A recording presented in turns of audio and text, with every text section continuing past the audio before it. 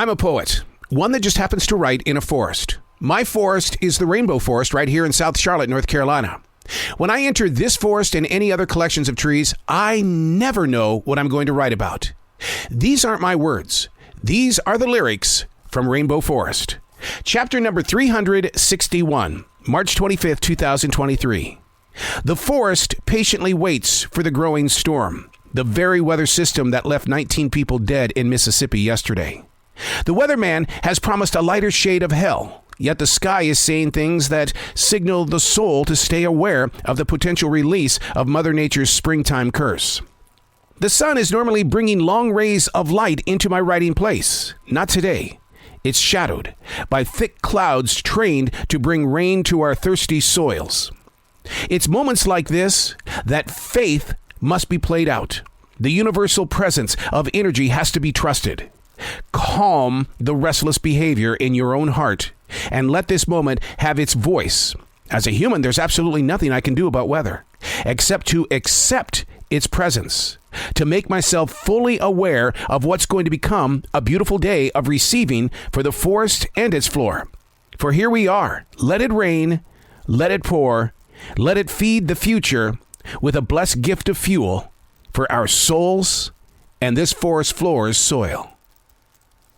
We run from storms. The human tends to enjoy the sound and the rhythm of rain, but when the storms are hitting, and they seem to be much larger and more dangerous than what we've ever had in history, and maybe that's because of climate change.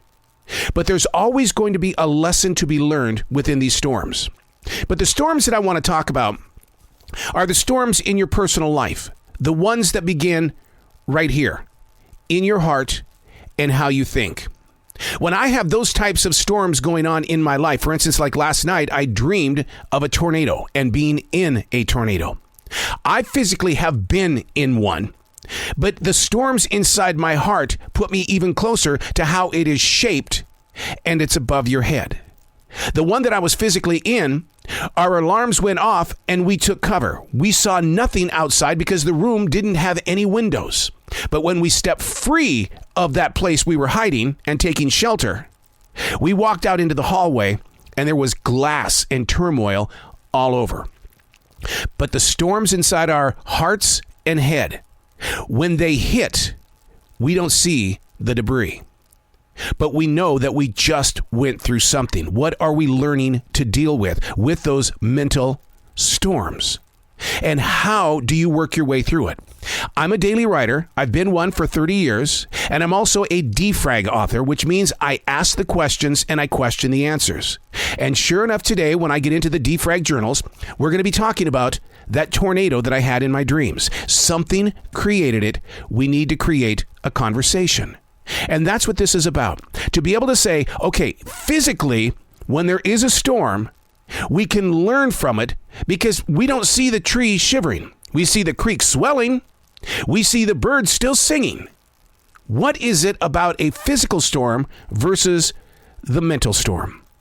Accepting the journey, writing thoughts, taking notes, learning more about yourself, not just shoving it to the side because out of sight, out of mind. Your inside storms don't play that game. They're going to come back and knock on your heart again. I'm Errol. These are not my words. These are the lyrics from Rainbow Forest.